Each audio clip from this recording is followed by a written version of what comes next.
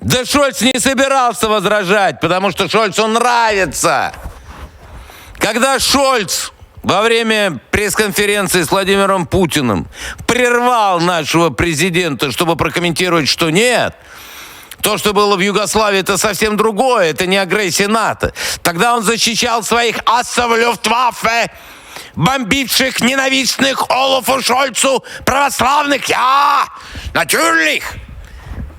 Канцлер Deutschland Олаф Шольц, верный последователь нацистской идеологии. Ja. И когда вдруг он услышал идущий от Аббас заявление про то, что не надо извиняться за Холокост, Шольц стоял и наслаждался. Ja. Natürlich, кто-то, наконец, этим омерзительным юдам покажет их место в истории нацистов Deutschland. Ja.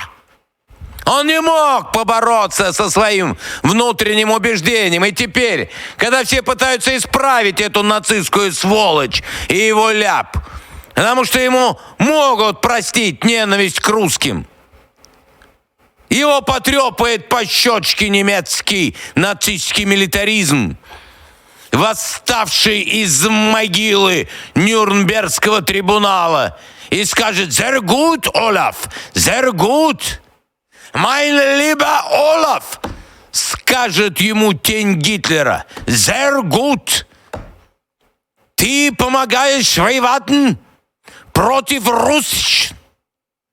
Das ist sehr gut, Olaf».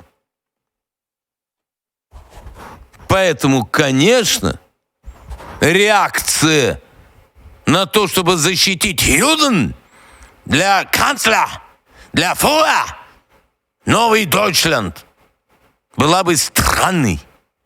Да.